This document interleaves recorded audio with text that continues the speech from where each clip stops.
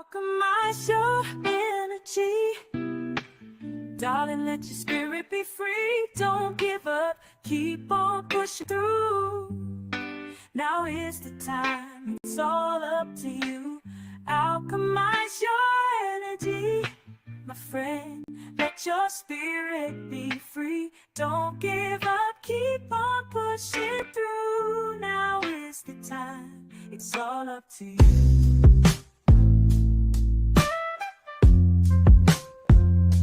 No matter the storm, but over tragedy. No matter the storm, but over tragedy. No matter the storm, we will always take flight. Keep on pushing through the darkness of night. There's no limit, let's reach for the sky. Shine so bright, from darkness to light. Welcome to Alchemizing Energy. So today we have a new show that we're doing. We're doing like a series on E5 and various different spiritual modalities. In this one, we're discussing Ryan Dill, who is a renowned author in the E5 space. From Christianity to Wicca to African spirituality. Philip Ryan Dill is an Oshun priest living in Western Massachusetts. Oshun, spelled Oshun in the diaspora, is a Orisha of fresh water, love, motherhood, and the leader of the Ajay Iyami, that the primordial mothers. He was initiated in Osogbo, Osun State, Nigeria, by the Iyadudu temple and compound. He was scratched in Palo Mayombe by Tata Peter Lugo of Miami, Florida. His manbo in Haitian voodoo is La Lune Biwayi Bon Manbo, and is a member of her order Lord Mayefado Sakri. He serves the diaspora by offering divination, spiritual mentorship, and initiations. His books on Puerto Rican voodoo, herbal astrology, the Ifa Orisha religion are available on Amazon. He is the founder of the Ajay Funfun Temple. So, without further ado, I want to bring you Mr. Ryan Dill. Welcome to Alchemizing Energy. How are you doing? Alafia. Alafia. I'm nervous. I'm nervous. Why are you nervous? I don't know. Because, I like to run my mouth, and I don't have problems with being live. But tonight I mellowed out. I had my gummies. I had a little, I just smoked some greens and made myself some fresh coffee. And I'm feeling excited. I'm really excited. Thank you, Monica, for inviting me to be here. I really am excited to be here. Welcome, Witching Kitchen. Let me just say this. As I first saw you on TikTok, and I saw so many people coming after you, it was crazy because of your talks about the Orisha, about voodoo, about the diaspora and the knowledge. Can you explain what exactly happened in that situation? Well, thank you for everybody who's showing up tonight too. And Church of All Saints, I believe that's us. Sophia, Mama Sunfire, me, or Zoaya.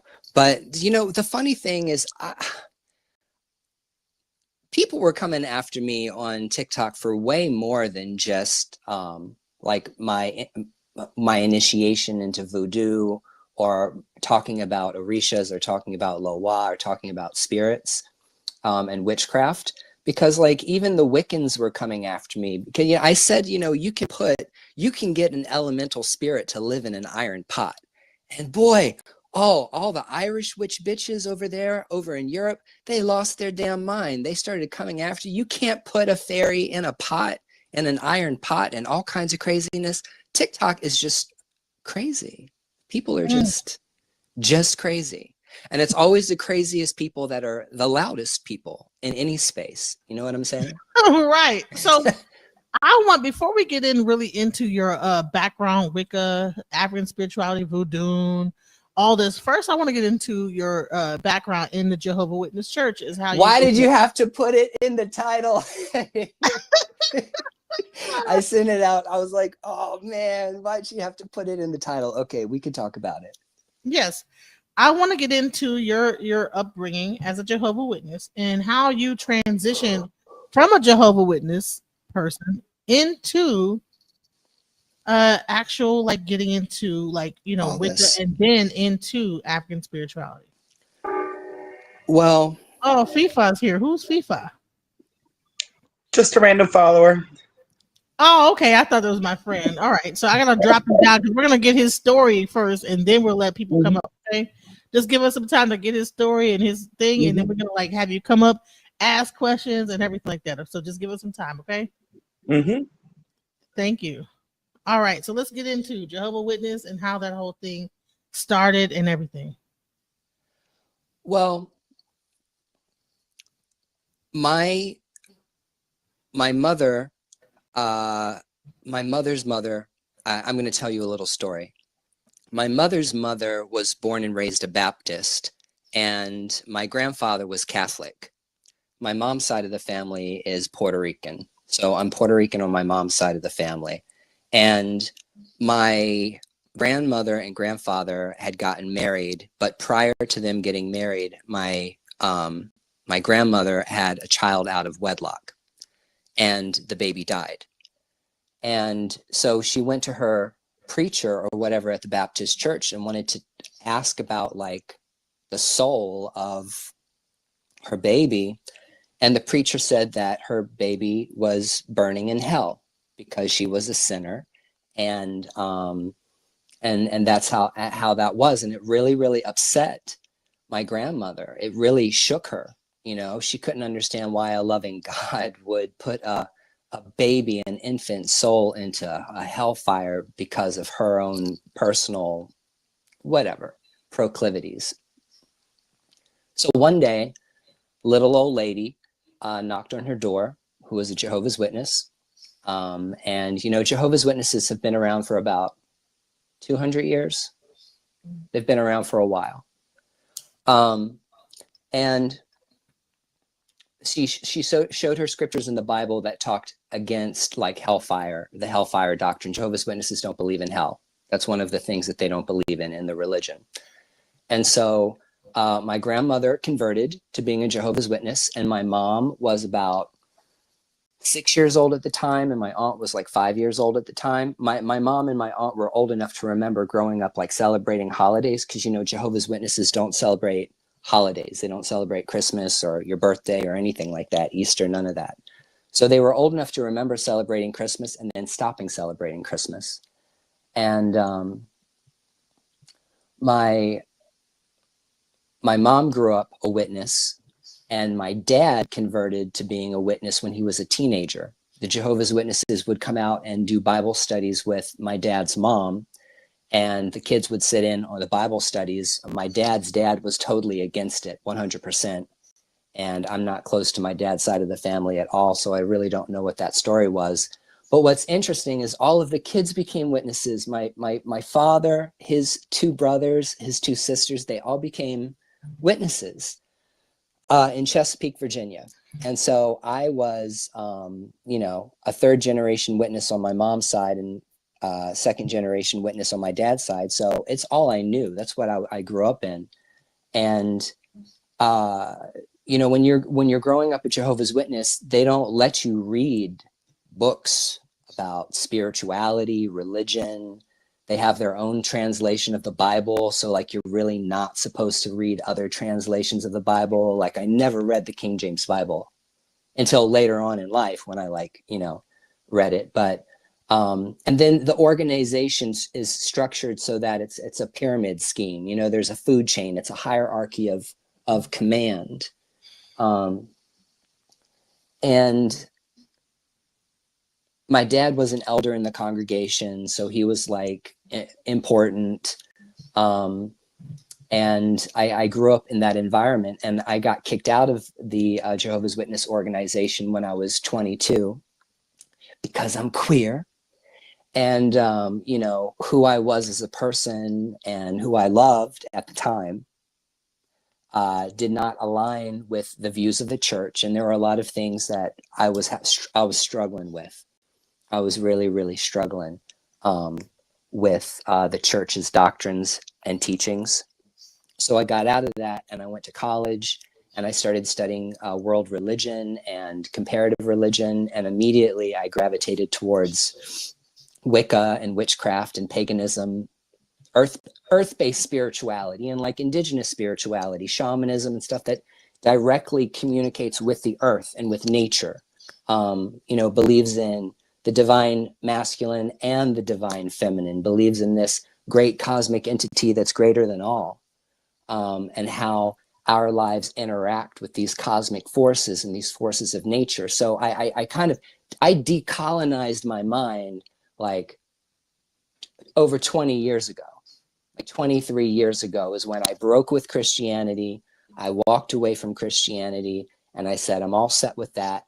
And I started deconstructing those beliefs and learning about other spiritualities. And I know, I'm sorry, I'm talking too much. I'm trying to get to the No, point. you're not talking too much. It's good. Okay.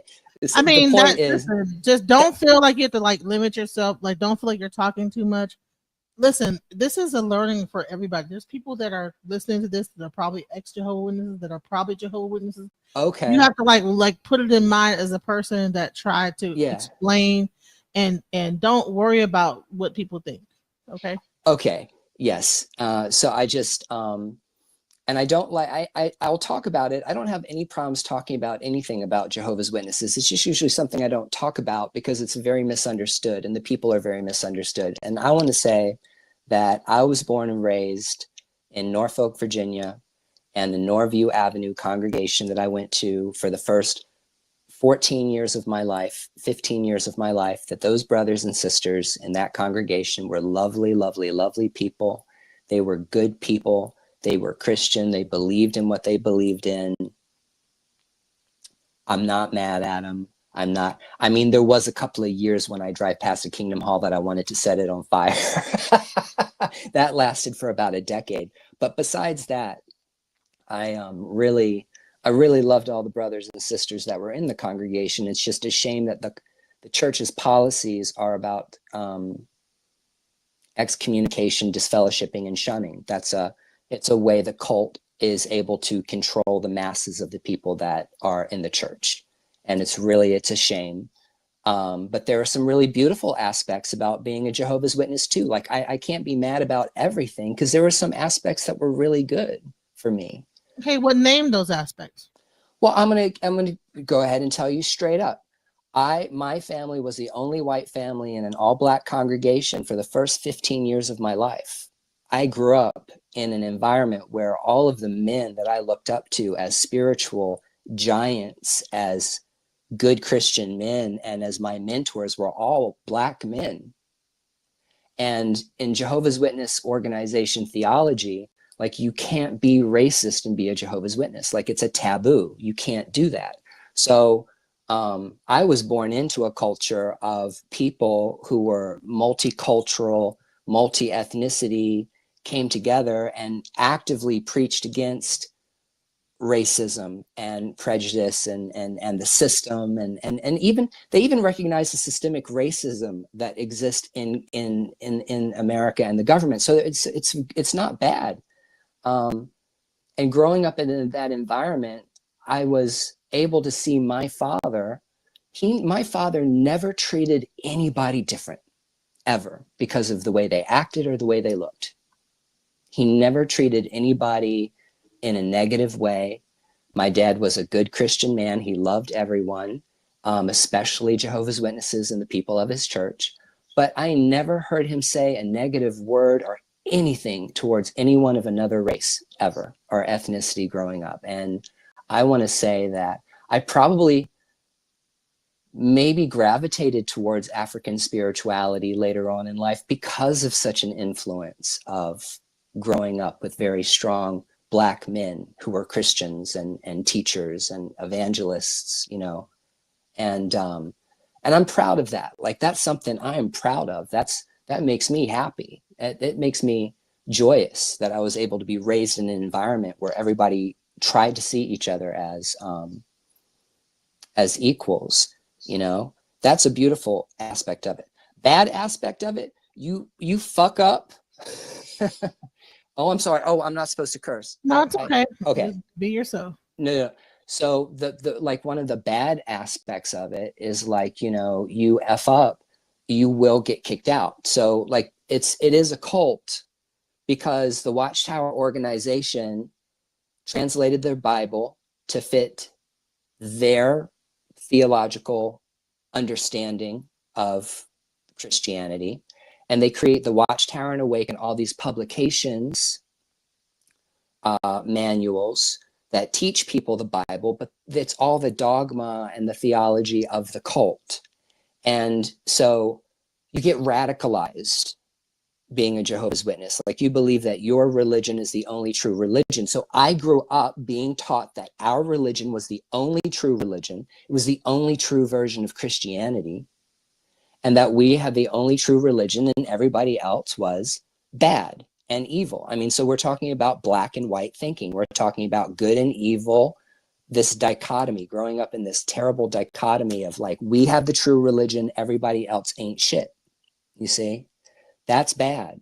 And then also the inability for people to do research outside the organization, to like read other Bible translations or listen to other preachers preach about the gospel or Jesus or the Holy Spirit or whatever. You know, you're not allowed to do that. One time I asked my dad about what he knew about the other world's religions. And he said, we have a book for that. And the Jehovah's Witnesses had published a book called something about the world's religions, whatever. And in that book, it systematically talks about every single religion: Hinduism, Taoism, Buddhism, Judaism, Shinto, all of these different religions, maybe even Wicca, and debunking them about why they're false religions and why Jehovah's Witnesses only have the true religion. And that is the culture that I was raised in. I was raised in a culture of people who are very brainwashed, good people with good intentions. I would say that if you have ever known Jehovah's Witnesses, they're very docile people. They're nonviolent, and they're also they're not political. Jehovah's Witnesses are not political. They don't take any political stance. They're politically neutral about government, which is also, I think, a very positive thing if you're a Christian. They totally separate their spirituality from the government, from all that. But the thing is that if you screw up, they'll kick you out. And if you kick out, you'll lose your family. You know, you'll lose your mom, your dad, your brothers, your sisters, if they're still in the cult. You lose all your friends, you know, and so that's what happened to me. I got kicked out and I lost everything. Yeah. All right, so you're saying that you got kicked out because of being queer. So Yes. Was it before? So you say you're about 23 years old and you got kicked out. So now you have a child. I do. I have a 16-year-old daughter and she's beautiful. Right. So did you have that child before you were in the... Well, no, the thing, when I have, I mean, I'm into men and women. And I, you know, I don't like using the term bisexual because gay and straight and bisexual is very binary kind of. And when you use the word queer, it means more of a spectrum. So like, I'm active with men and women, and I had a daughter because I date women. So that's just, my identity is queer, but after you got out of the cult, you end up having a little baby girl, and so you've been out, but your father has not seen your... Yeah, you know, one of the saddest things that ever happened is that my father literally never held his own granddaughter. My father never held his own granddaughter. He had an opportunity to meet her, but when it came time for him to be a grandfather and hold his own granddaughter, he couldn't do it. He couldn't do it. And my mother said it was because his heart was breaking inside. And that So might is have that been because true. of Jehovah Witness, or is it Yeah, because of yeah, it's the cult. Yeah, that's the kind so of the that's the Jehovah kind Witness? of power that they have over So you. is it the shunning from your whole generation forward? Like where does shunning end? Does shunning stop at okay? You're shunned, but what Oh all your no. offspring? So here's the thing. In Jehovah's Witness, how it works is if you get baptized, a Jehovah's Witness, and you break the rules, they will disfellowship you. They will remove you from the congregation. They will revoke your card, your membership. And they'll announce it publicly. They'll say, Philip Ryan Deal has been disfellowshipped. You should have heard the church when they made the announcement too. They was like, it was a shock. Nobody was expecting that one coming. But anyway, the point is that, they announce it. Would And you so consider yourself a good Jehovah Witness up to that when point? I was a Jehovah's Witness, I was like a model Jehovah's Witness. Like I was the model Jehovah. I did everything I was supposed to do. I was like totally obedient. I just was queer and I kept that a secret and I hid that my whole life, like growing up as a teenager and everything. And then I met, get this, are you ready for this?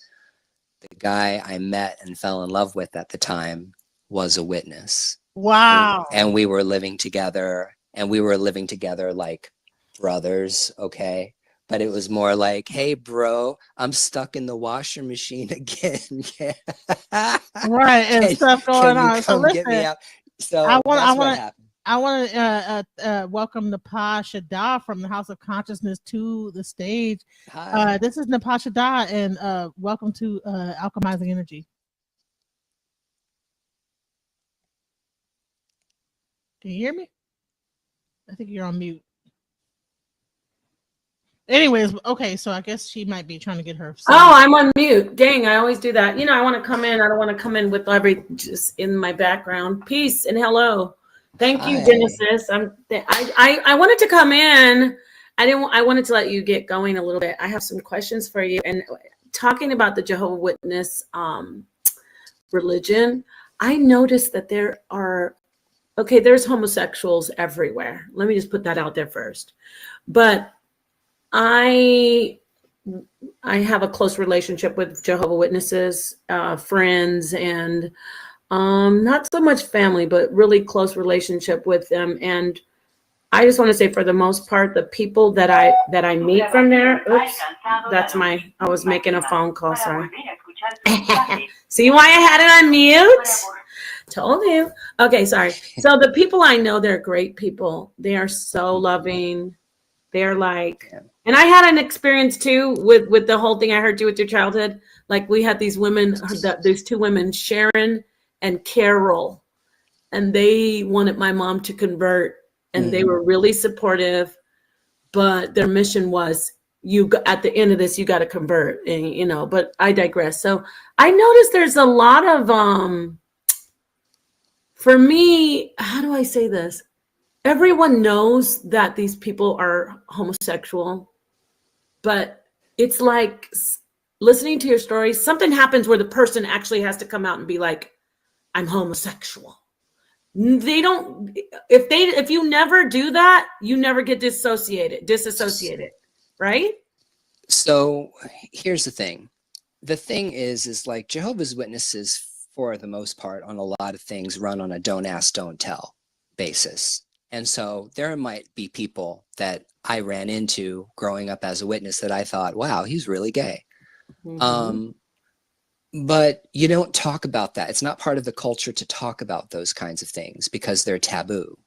And so if someone is living what they would call a double life, that would mean that they're coming to the Kingdom Hall and being a witness, but when they're off on their own, they're going and doing stuff that they shouldn't be doing.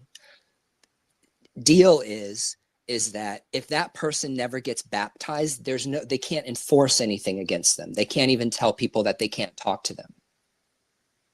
So there might be someone who will raise Jehovah's Witnesses that are gay or lesbian, and they're around the witnesses, or they come around and they're not treated any kind of way, but they were never baptized. If you get baptized, a Jehovah's Witness, and they catch you, and in Jehovah's Witness church, you need 2 witnesses 2 witnesses to vouch for the fact that you sinned, then they can enforce disfellowshipping on you. Then they can, you know, cut you off from your family. But it's very, very, very weird. And but that's how that works doctrinally. Does that make sense? Is that Yeah, how no, Jehovah 100%. Witnesses, like they witness each other? I witnessed this and I witnessed that. I witnessed this and I witnessed that. You know, like snitching. Snitching on it. Jehovah snitches is what it should be called. The Jehovah snitches. You're not even wrong about that, because that's hysterical. Yeah. Jehovah's Witnesses police one another. That's another horrible thing about the culture, is that, you know, you're always looking over your shoulder.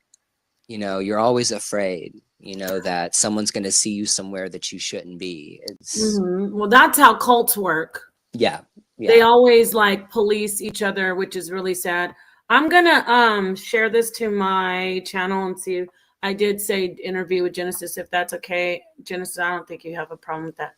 Okay, so I'm waiting for us to get to the good stuff. No, I'm just kidding. It's all good because you know what, Brian, you're interested. I'm talking about the ephod though, but go ahead. We're gonna move from Jehovah Witness. Now we discussed Jehovah Witness. We're gonna go into how you got into. Yeah, I want to hear about that. And then 21 divisions, and then spiritual. What was the progression? And now you also do Reiki. I mean, you do so much. Like, look, I tell you what, I'm a jack of all trades and a master of none. You need something done, I'm the spiritual handyman. If you need something done spiritually, come over here. I'll take care of you. I got lots of stuff. So you went from Jehovah Witness to Wicca? Yeah. So what happened was, talk about that. So I think I had said before, and you had heard that I said that the man that I had gotten up with, the man that I was in a relationship with, was a witness. Right. Too. Right. And we both got kicked out together, because obviously they found out that we were living together as boyfriends. And when they got those witnesses to verify that, you know, we were doing things, they drug us into the back room and got a confession out of us and then kicked us out. Okay, end of story. We don't have to talk about them anymore. Got it. But my partner at the time was an ASL interpreter, sign language interpreter for the deaf. And he interpreted in the local community college. And what he said was, you know, Ryan, you're really ignorant. And I was like, okay. He was like, you don't know how the world works. You don't know anything about other religions. You don't know anything about history, philosophy. And I was like, because we were just freshly out of the witnesses, right? And I spent the first, 22 years of my life indoctrinated into this cult. I didn't know anything outside of it.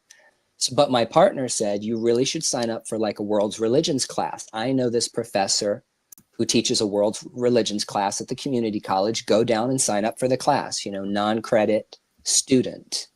So I said, okay. So I went down and I signed up for Western philosophy 101, and I signed up for comparative religion, the world's religions. And from the moment I sat down, I had bought the textbook, The World's Religions, and we started studying. And in that first semester, my entire life changed. And when I tell you that I read and consume mass quantities of books, I am not even lying to you. I read a lot. Reading is my thing. I like to study. And I started learning about Hinduism, Buddhism, Judaism, different kinds of Christianity, the history of the church, Islam, Sufi mysticism. And then at the very end of the course, the man who was teaching the course said, did you know that there's a witch religion? And everybody just looked at him, and he said, it's called Wicca. He said, and Wiccans are witches. And there's a whole religion devoted to the goddess, and you guys should check it out. You should continue your studies when you leave. And I said, okay, well, let's go check out this thing called Wicca, right? And in Southern Virginia at Barnes & Noble back in, I don't know, 2000. So you're a book whore. I am a book whore. I'm a total slut for books. I'll do just about anything for a book, okay? If you get 2 books for me, I do all kinds of stuff. So like what happened was I went to Barnes & Noble to look up books on Wicca. And back then, in the early 2000s, like they took all like the witchcraft books and spirituality books that were not New Age and not Buddhist, and they put it like on one shelf with like all the vampires and werewolves and all the haunted houses. So it was like all the paranormal shit and then all the witchcraft shit. And then under that, like the Satanic Bible and all kinds of other like darker things. So I'm standing there looking at this bookshelf, and my heart is starting to beat a little bit. My heart is starting to race because I've gotten really, really far away now from where I started my spiritual journey, right, as a Jehovah's Witness. Because now I'm starting to dabble into the occult, and it's like what they warn you, you know, if you leave the truth, and that's the other thing they call it the truth. If you leave the truth, you're going to end up being a witch. Well, they weren't wrong. So I saw this book called Earth Power by Scott Cunningham, and I recommend that to everybody who wants to learn about Wicca. It's called Earth Power by Scott Cunningham. And it was a little green book, and I said, all right, I'm going to pick up that book because that book doesn't look threatening to me. So I picked it up and I opened it up. It was a book of spells, but it talked about working with the earth, working with nature, working with the river, working with the ocean, working with the rocks and the crystals and the minerals, and working with the trees, being spiritual in nature. And I said, I think this is me. There's nothing I've read here that I disagree with. How about that? I'm going to put it to you like that. Scott Cunningham. They don't like Scott Cunningham. No one likes Scott. They're just throwing up. Everybody's mad about Scott. No. Scott Cunningham is good. Scott Cunningham is not bad. So yeah, spirituality, meditation, of course, in nature, because the nature part is a very, very big part of all of this for not just for me, for you guys too, because we're all human beings. We're all living this life. So what I basically said was, you know, there's nothing about this religion that I disagree with. All these teachings are things that I agree with. Karma. If you do good things for people, good things come back to you. If you do shitty things to other people, shitty things come back to you. You know, karma is a kind of morality. It keeps balance between good and evil, light and shadow. You know what I'm saying? And then it was talking about how God was beyond understanding, the supreme being. And then there were manifestations of that supreme being, the God and the goddess and all the gods and goddesses and all the gods and all the spirits. And I'm like, well, I already believe this. So I just decided that I was gonna self-initiate myself as a witch, as a Wiccan. And I did that. And I did that until I got on my ancestor path. And then when I started doing ancestor work and studying more about Puerto Rico and my mom's side of the family and learning about my ancestors, getting a DNA test and finding out that I had African and indigenous ancestors and like all of this stuff, I decided that I was going to like investigate that spirituality. And that's when I fell face first into ATRs and Afro-Indigenous diasporic practices. And that's when all the fuckery begins. I guess that's where we're at, the beginning of the fuckery.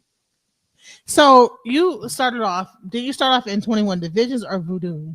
21 divisions. So the very first initiation I had, I was made a Papa Loa in the 21 divisions in a family tradition of voodoo, specifically that's Puerto Rican. Most of the practice, all the practices, lineages that I got initiated into were very, very, very Puerto Rican dominant, because all of those practitioners practice lineages that came off the island of Puerto Rico. After I did the 21 divisions and got my head refreshment, I got scratched in Palo Mayombe because that's what came out in divination that I needed. I received my aleques, my beads in Santeria, and I got my hand of Ifa, my first hand of Ifa in the Lukumi tradition. So I got my warriors, I got my Ifa shrine. And then eventually I went to Africa last April with Mama Sunfire. She's an Ian Ifa, Aburo Abuye. So before we go further, someone's saying, what is a Wiccan? What's a Wiccan? What's Wicca? Just, you can Google it. Wicca. Google it. You can find out. It's real easy. Just use Google. Google will teach you everything. But Wicca is, what is Wicca? It's witchcraft. It's a religion based on witchcraft. We can talk about it. But I just want to kind of finish the thought about what I was talking about. What was I talking about right before that? About going to Cuba and getting your hand of E5. Right. And so then basically what had happened was I ended up in Africa with Sophia. Okay. I ended up in Africa with my best friend in the chat, Mama Sunfire, my bestie. We went over there to Nigeria together and we both got initiated in Ifa, and I got crowned my Oshun. I received my Oshun. And then we came back, and we've been back ever since. And that's kind of like that. Okay. That's the short story of how I got to where I'm at. Now everything else is just whatever you ask me. Oh, great. Do you think I could ask you some questions? I had Yeah. it's really not a lot of questions. I just had a couple, and then I'm going to you have a great story. First off, very, very interesting spiritual journey. Yeah. From, Jehovah Witness to the Wiccan, and now you are practicing Ifa. Is that what so if you don't mind me asking, heritage wise, are you Puerto Rican somehow? So we need to talk about race and ethnicity and who can and cannot practice these religions. Oh, I didn't know that. Let's talk about it. Well, before you get into that, though, and please, I would love to hear that. I didn't even know that you had to be a certain ethnicity. No, you don't. That's the point. Because I heard you say my mom's side, and I thought you were Puerto Rican. Yes, I am Puerto Rican. I was going to say, oh, you are Puerto Rican. Okay. Yeah. Okay. ¿Entiendes español? No, you know what? My grandfather spoke Spanglish, and I will not speak Spanish. I understand just a little bit of it, but I cannot sing. I will never sing, nor will I try to speak in any foreign languages online because of how shitty it is. My husband he's Latino. He can't speak any Spanish either, so don't worry about that. I want to ask you though. Okay, this is the question the thing that I was talking to Genesis about. Mm-hmm. Before I ask the question, I need to let you know I don't have a problem with blood sacrifice when it is done ethically and not in a malicious way for malicious intentions, because every religion, including Abrahamic faiths, do blood sacrifice. So I need to preface my question with that, so you'll know where I'm coming from. Now, is there blood sacrifice in your divinations in Ifa? I want you to talk to us about that. I don't even have to stay on the panel because I really want to hear you go into that. You want to talk about sacrifice, like why we practice sacrifice? Not just why. There is, in fact, I want you to confirm that there is or there isn't, and then go into why. Really just let everybody know what the energy is, as far as the gods that ask for it. I would love to hear that from you. So, because I was going back and forth with Genesis, and she said, "Well, can I ask you a question? I'm not trying to interview, but I just want to ask you, what is your background? Like, where are you at on the plethora spectrum of spiritual stuff?" I'm coming from a Catholic background. On my dad's side, they're from the island of Hispaniola. They're Dominican and Haitian. Okay. Yeah. But then my mother is her father is African American, or what you say, black, the progeny of slaves, and then her mother's Native American.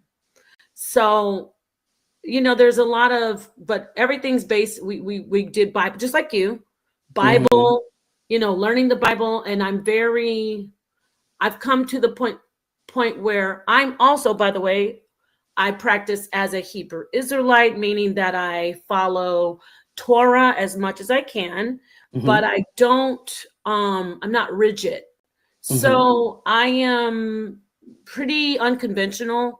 My base is the Bible, but I look at the esoteric of the Bible, things that people don't even know are there. I'm sure you know what I'm talking about. Oh yeah, absolutely. Yeah. I didn't know whether or not you were in the ATRs or if you were raised Christian or what your background was. Right. Because right. I don't do any of the just wondering, spirituality. You were asking about animal sacrifice. I was wondering what the motivation.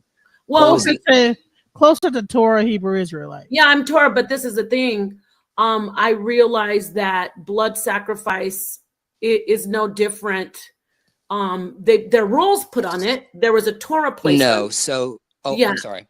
No, well, there's a Torah placed on blood sacrifice saying, Yeah. do not sacrifice children to other gods. Do not do this, do not do that. And I respect that and I follow that. However, my thing, what I prefaced, I said, I know there's blood sacrifice and everything, because with my friend Genesis, she was, we were having a conversation, and then I said, blood sacrifice and this and this. And she said, oh, it was kind of triggering, and she could speak for herself. She's like, that's disrespectful that you said blood sacrifice. And it kind of was a shock to me, because I thought everybody knows that African spirituality, Ifa, even Obea and Voodoo, Santeria, whatever you say, they do blood sacrifice like any other divinations in any other religion, right? Right, Or but it's not a part of the divination. Well, That's the okay. Let me let him talk. Well, I mean, I can totally, if you want me to give a full exposition for you about animal sacrifice, I will 100% do that, because I love talking about animal sacrifices. Yes, please do There's that. lots of things I like talking about. right, so but I it can totally it go is into present. It is It is present, but I have to say, but it's different. It's very, very different. So, and I'm going to be very clear with you. Okay. The Jewish, Christian, Muslim, or any Abrahamic faith, okay, and if we're going to talk about Torah, practice animal sacrifice for a completely different reason than Ifa, Orisha priest, and people that practice voodoo. They practice animal slaughter for religious purposes, but they are not the same fucking thing, not at all. Two completely different kinds of approaches theologically, spiritually. Okay, I might have to stay up here for that then, because Right. So let me explain to you why. But go ahead. Well, you can't disagree. No, I because want to this hear what is- I want to hear. This I is want the you to this is educate. a theology. This is a Yeah, theology. and I want to hear that. there's- Right. So there's African spirituality like Ifa and Voodoo are Mhm. completely different religions than the Abrahamic faiths. Mhm.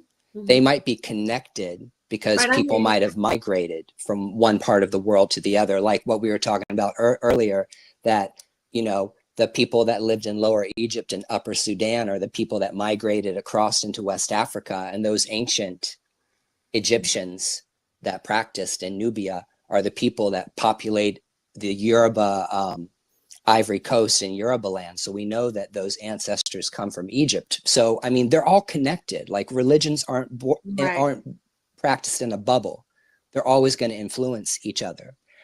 But in the Jewish faith, or in the Hebrew Bible, or in Torah, sacrifices are made as appeasements to satisfy or pacify Yahweh, Jehovah, whatever name you use to refer to the Lord of the Bible, God of the Bible, that the God of Abraham. Sacrifices are performed as appeasements to feed that spirit. That is not the reason why animals would be sacrificed in, let's say, voodoo or not in Ifa. Because in Ifa, and I'm not going to talk a lot about like Judaism, Christianity, because I'm more interested in educating people about what I practice. Y'all know what everybody else practices. Right. Everything is energy in Ifa. Orisha is energy. We're talking about energy consciousness. So how divination works in Ifa and Orisha is that someone is having a problem. Let's say my life is threatened, or I'm physically ill and I need some kind of traditional medicine to help me get well. So I will go to Babalawo, father of the mysteries, or I will go to the Ianifa, a high priestess in the Ifa tradition, and they will cast divination. They might use cowrie shells. They might use a divining chain called an opwele. The men or Babalaos might use their akin, which is the nut, okay, in order to cast Ifa. But when Ifa is cast, it's going to give a spiritual prescription for what is ailing the client. In the same way that somebody would pay a psychic medium or someone who's a tarot reader or oracle card reader to do divination for them. It's a system of divination. It's an ancient system of divination. But what comes out in the divination is going to be the medicine. Because in African religion, every problem can be solved. Every problem can be solved in the spiritual world. And so when you find out what the medicine is that's needed in order to help this person be well, it could be anything. It could be some kind of herb. It could be some other kind of prayer or chant. It could be some kind of lifestyle or a behavior modification that the person needs to do to correct themselves. Or it might be an animal sacrifice or ebo. But what does that sacrifice do? The sacrifice will either ensure that what you're trying to attract will come, or if it's negative energy that needs to be warded off, the sacrifice will act as an energetic shield to push that negative energy away. So when we're talking about animal sacrifice and traditional African spirituality, West African spirituality, we're talking about movement of energy. We're not talking about appeasing a god that has to have goats sacrificed to them every single day. It's not the same thing. And there are Afro-Indigenous spiritual practices in the Western Hemisphere that don't practice animal sacrifice. Sanse is a tradition of voodoo that does not practice animal sacrifice. So Umbanda is an Orisha tradition that exists in Brazil. They don't practice animal sacrifice. It just depends. But if you want to talk about the theological difference between Torah and Ifa, that's it. So they might say, you might hear the word appeasement, but it's not used in the same way. Because usually an Ifa priest will find out like which Orisha is going to fight on behalf of the person. So if it's Eshu, Eshu might need a black rooster. Or if it's Oshun, Oshun might take a goat, or she might take a hen. So it's just, it depends on what the energy calls for. And the Orishas are avatars of the supreme reality. They're ancestors. They're primordial forces. They're elemental spirits. They're energy consciousness. They're the energy consciousness that flows around people, around things, and creates our reality and creates environments. So Ebo is an ancient system of being able to redirect positive or negative energy, period. Okay. And that's what I understand from my practice, my studies. So thank you for explaining that. So when you say Ebo, is it pronounced Ebo Eje because blood is Eje or Eje? No, we just say Ebo, which means sacrifice or appeasement. Okay. You know, so just Ebo is enough. Would you say that it does a cleansing? Also blood is a cleansing of negative energies. So let me tell you something. This is also going to wrap into how white people get wrapped up in African religion. This is going to be perfect. This is going to kill two birds with one stone. I got a story for you. You're going to love this. Okay. So one of my best friends is an older gentleman named Grant. He's in his mid-70s, white man. I don't know if he's here or not, but he's white as a slice of bread with mayonnaise on top. I mean, he's white. He's like 99.9999% English. Okay, so he's really white. No ancestral connection at all to Orishas in the African sense. But I had the Babalao that I had at the time back when I was in the Lukumi tradition. My Grant said to me, hey, I would really love to have a Babalao cast Ifa for me. Like, I think that would be really awesome. I'm like, anyone can go to Ifa. Anyone can go to Ifa. Ifa helps people. Ifa is an oracle that helps people align themselves with their destiny. The Ifa religion is a benevolent religion. It's a religion of peace and harmony. It's a religion about good character and about staying balanced in life. Okay. That's what Orisha is all about. And so I took Grant to my Babalao and he cast Ifa, and what was supposed to be like a half an hour reading turned into like a 2-hour long thing. It was massive. Came out that there was some kind of illness that was chasing Grant, or that Grant was going to be facing illness. And in order for him to be able to survive this, like there were sacrifices that had to be made.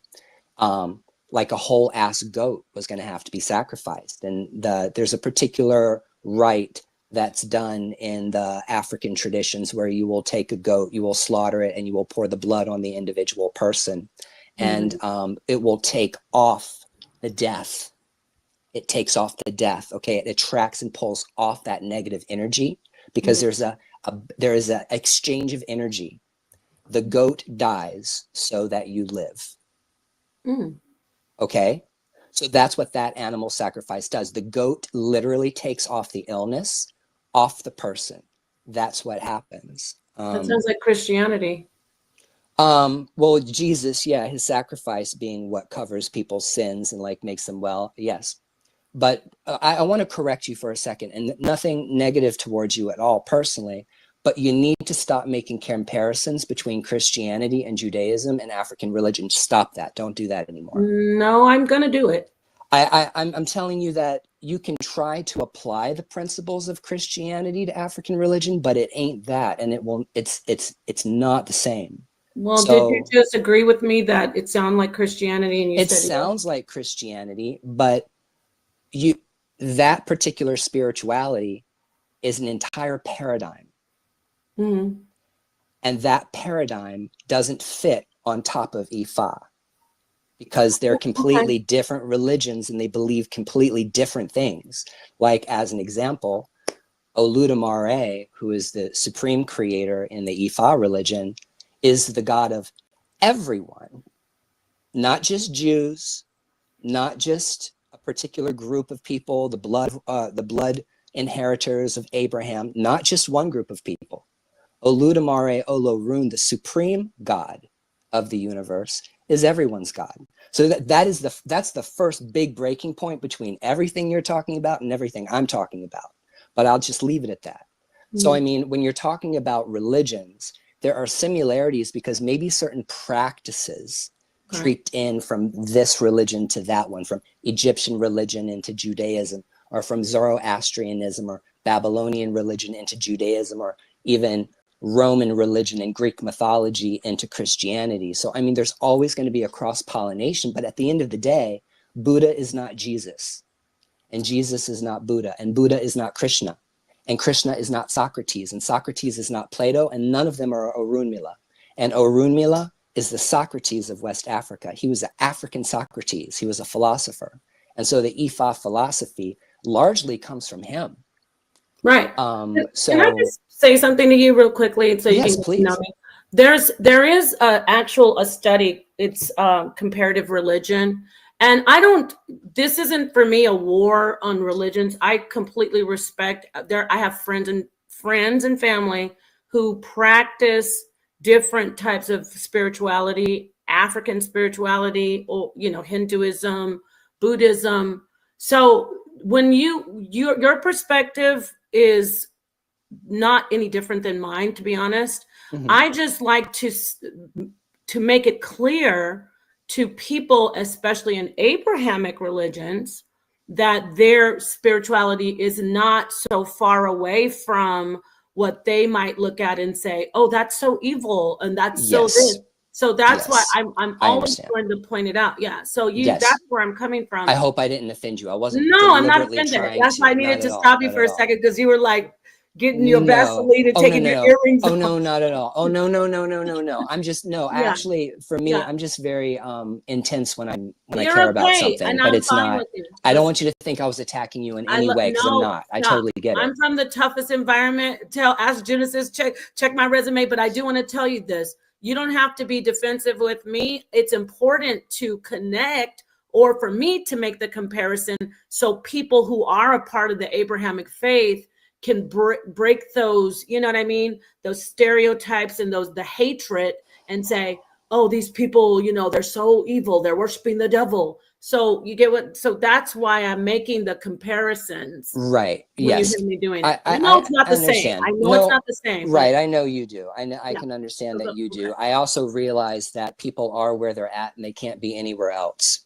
And there's a lot of people probably that are in your audience that need to be spoon-fed like applesauce with this stuff, because when you start talking about spirits, ancestors, animal sacrifice, if you were raised Christian and you were really into Christianity, you immediately are going to freak out. Right.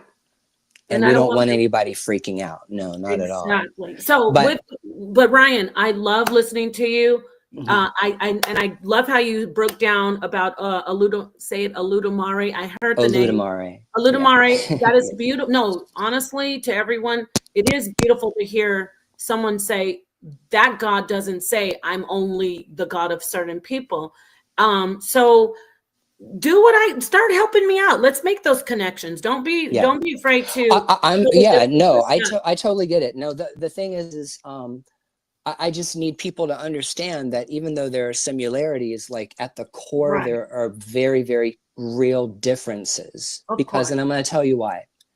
Because what you believe really, really matters.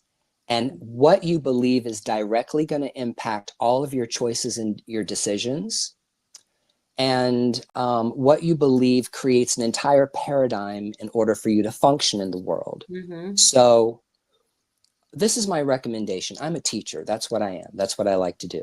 I like to teach. I like to educate. And I'm going to give everybody who's in the audience a homework assignment. This is the Ryan homework assignment that you can take home with you, okay?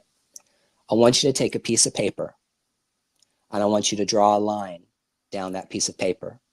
And on the right-hand side, I want you to write down what you believe. Not what your mama told you, not what Baba Lao told you, not what your preacher told you. What do you believe? Say it, write it down, put it on a piece of paper. I believe in reincarnation. Right. I believe in God, whatever that is. But only write down the things that you're willing to die for, the things you really, really believe, not bullshit stuff that you just kind of think. On the other side of the piece of paper, write down your morals and your ethics. Write down what you believe is right and wrong. Is abortion good or bad, right or wrong? Is being gay good or bad, right or wrong? How do you really feel about these things? Write down your morals and your ethics. And when you are done with that document, that is your religion. Not Christianity, not Judaism, not Ifa, not voodoo, not Israelites. What you actually believe is your religion. That's what I need people to understand. That if you could get rid of all of the cultural stuff and get rid of all of the biases that come along with religion and get down to the spiritual stuff and what you actually believe, you might find out you're not a Christian anymore. You might or Ryan, you might redefine what Christianity is, right? Yes, Yeah, they keep doing absolutely. that. Exactly. Yeah, because I mean, I believe in Christ consciousness. We could talk about Christianity all night, but I am 100% on board with Christ consciousness. I am all about that, that energy. You are Christ. I am Christ. Right. We are Christ. We are all meant to be Christ. If the gospel doesn't mean anything else, it's to be that, to grow into being a Christ. So I'm all about Christ consciousness, and I don't have anything against Christians necessarily.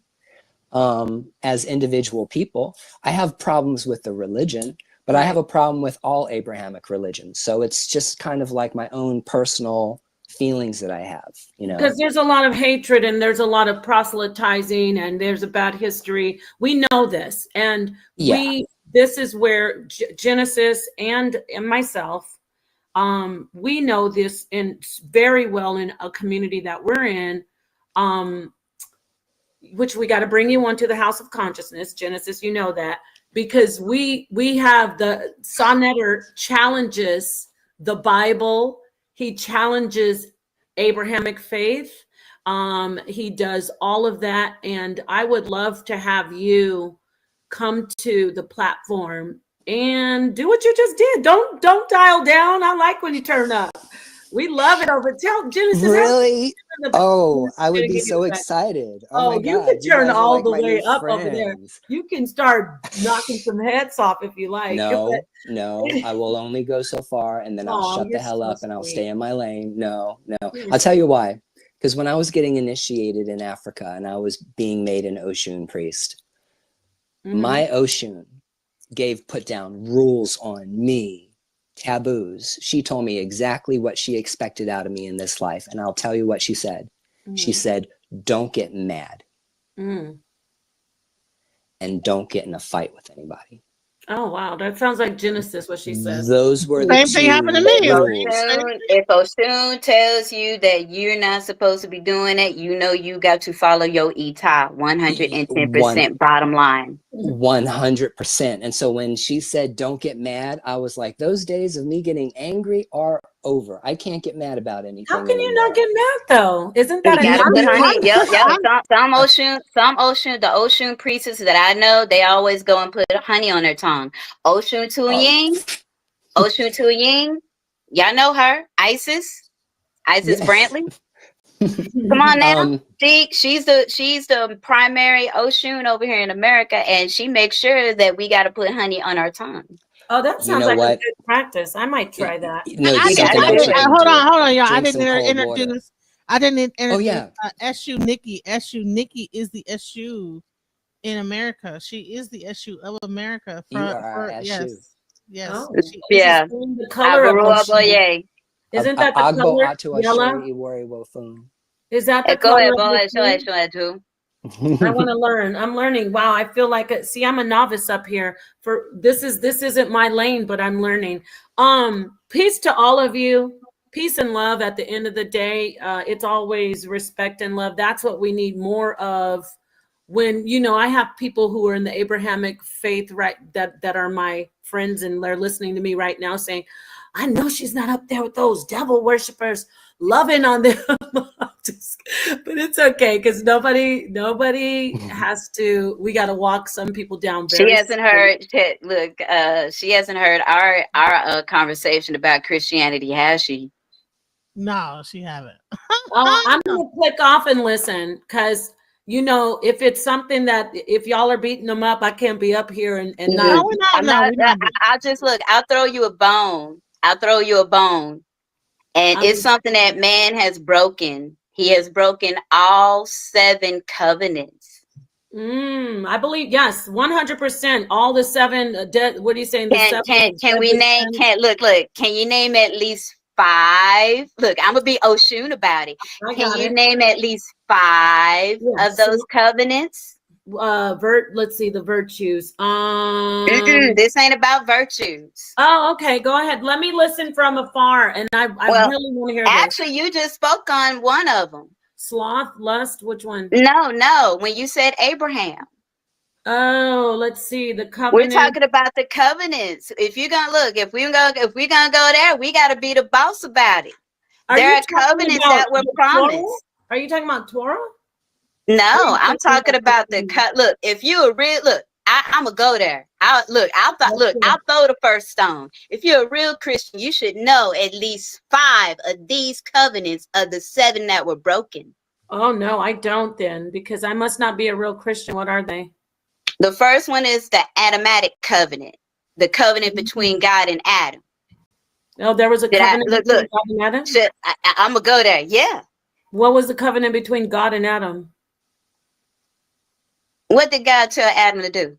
God didn't tell Adam to do anything. That was the He did. That was let me answer. Either way it goes, that was a covenant. Bottom line, that's a covenant between him and Adam. The second Why covenant. can't I answer it? Wait now, hold on. Remember the honey. Now, you said a covenant between God and Adam. God never had a covenant between, when you're talking about Elohim, the Elohim was a council. Regardless of which. You said it was a. Regardless of which, I'll put it this way. Regardless of which part of the Christian tree branches you want to believe in, because that tree is 2,000 years old, and there are many branches on that tree. I'm gonna just leave it there. But on that tree, bottom line, on that tree, there has been 7 covenants that have been broken. Bottom line. Okay. The Adam covenant was the first one. Okay. The Noahic covenant was the second one. Mm-hmm. The third one was the judgment covenant. The covenant with the judges. The agreement with the judgments. These are. Wait, let me just stop you. So this isn't something that's in the Bible specifically. When you say the 5 covenants, this is a breakdown or some type of they're basically the agreements with the original Bibles of all the different stories when you break them down. Right. So let me say this, if I could speak now. I have an understanding of the Bible that's not basic like Christians. If you Neither do I. if you examine, we need some of that honey right now. If you examine the Bible, you can look at the actual words in the Bible. The Elohim were a council of gods, creator gods, that were totally separate from the Most High God. And they deceived Adam and Eve. What they told them is that they could not take from the tree of knowledge of good and evil, which is wisdom, where it's basically looking at different types of spiritualities, understanding deeper spirituality. So it had nothing to do with them breaking a covenant with God. They were actually being deceived, and the serpent told them the truth and led them to the right way. That's if you look at that particular story deeper, if you look at the language, not my feelings, not what I learned in Christian church. Because you know what's ironic is that you don't follow Christianity, but you're still stuck in the Christian church teachings. The Christian church tells you that God told Adam and Eve to do that. The Christian church tells you that the serpent was evil, but the Christian church is lying to you. So as you break away from Christianity, you still hold on to it. Adam and Eve did not break a covenant with God when they took from the tree of knowledge of good and evil. So that's one of those covenants that you say is broken, is out the way. The second one about Noah, Noah never broke a covenant with God. Wasn't the covenant with God with Noah? But the thing of it is you ain't even let me finish what the covenants are and related to what's going on with right now, on how man has broken those covenants right now. Yeah, but you said that the first was one what broken. I was trying to get to. Go ahead, but you cut me off. No, I didn't cut you off. The thing of it is, this is not about. Everybody rewind it. I did not cut you off. Go ahead and talk, but you said there were 5 covenants. Well, right now, I'm not going to bring this to the Christian factor, because this is about Yoruba. This is about what the brother was talking about. I wanted to just touch on it, but you wanted to bring it over there to the side of Christianity. You said you'll. And the thing of it is bottom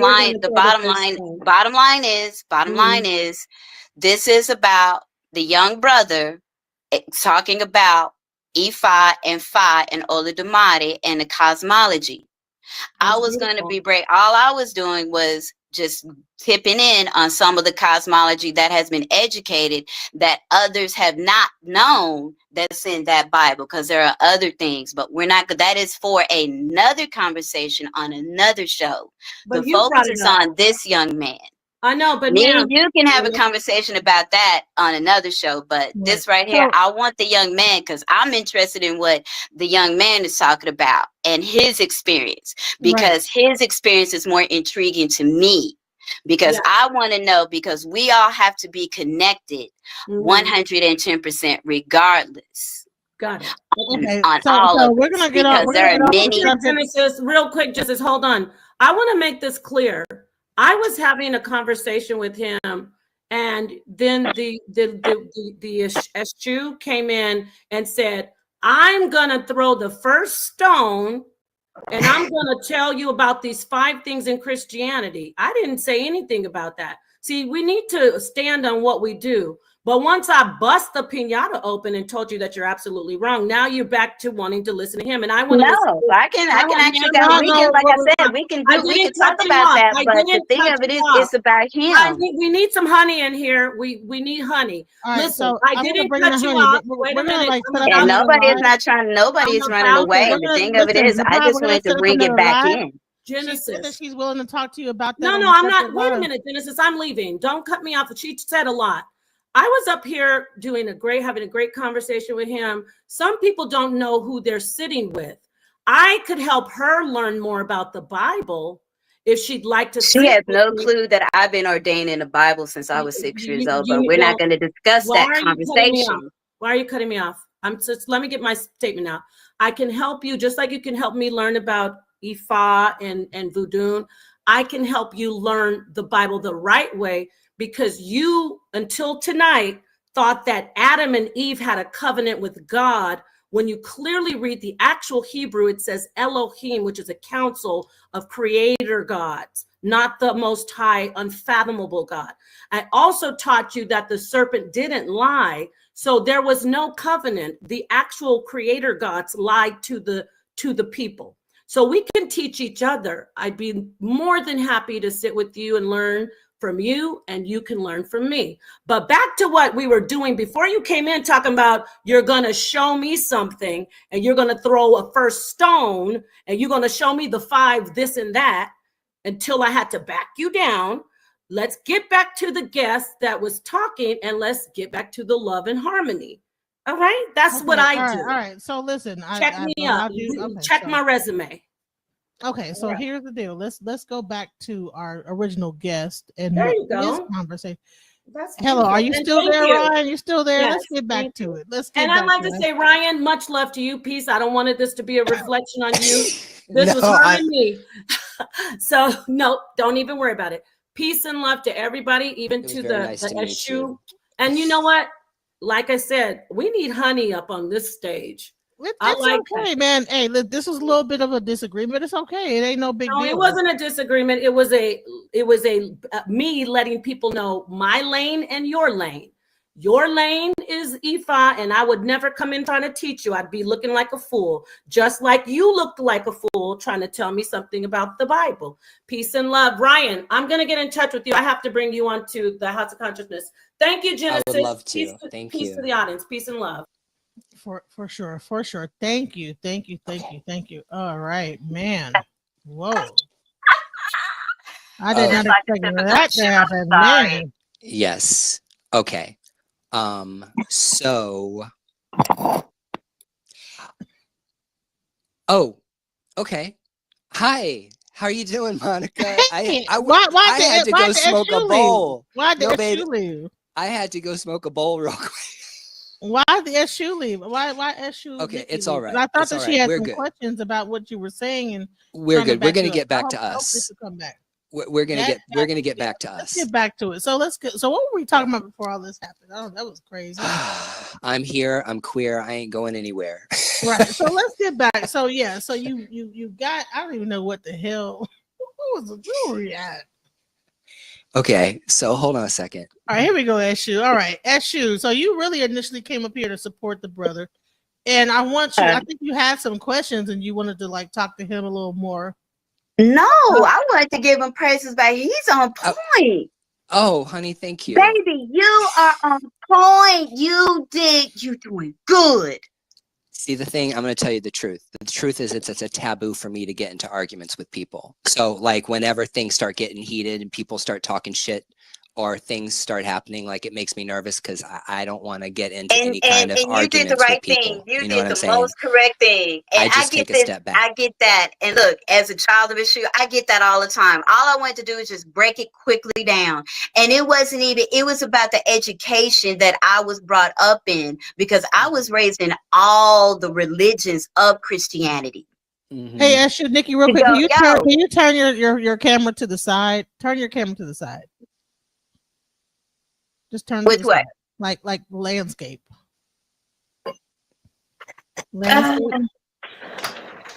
You want this type of landscaping? No, I mean turn your actual phone camera sideways. Horizontal. There we you go. are. Now we can see. There we can see. Much better. There we go. I love your hat. I love it. Love it. Yeah. So yeah. I want to make sure. So go ahead, SU Nikki. Go ahead. I think what we were talking about before, and is that we were talking about animals, and we were talking about the use of animals and blood in spirituality and religion. And let's just be 100% honest that every single religion and every different indigenous culture all over the world has their own reasons for why they do and do not sacrifice animals. And so the only thing that I said, and we can talk about it again, because I would love to go on the podcast, I would love to go on the other show is people who are in the Abrahamic faiths don't realize that, no, there are very real differences between like the sacrifices the Jews did as Israelites and the sacrifices that Ifa and West Africans practiced as part of the Orisha religion. They're different. So Mhm. I understand that people like to compare, and I understand that comparison is good because it helps you understand why this is this way and why this is that way. But I'm going to tell you a big fucking problem that I see in these ATRs, in the diaspora, and all this stuff, and Eshu can back me up on it. Somebody will grow up and they'll get pissed at Christianity or the church. They won't like it anymore. They'll get in a Yep. fight with the pastor. They'll get into a fight with the people in the church. They'll be angry, or maybe they don't believe in Christianity anymore and they want to go to like an ancestor path. But I tell you what happens. They leave the church and they go into a new religion and they drag all that bullshit with them all the way across the street to the other side of the street. And you can't approach indigenous spirituality the way you approach Christianity. You cannot approach it the same way at all. So what I'm trying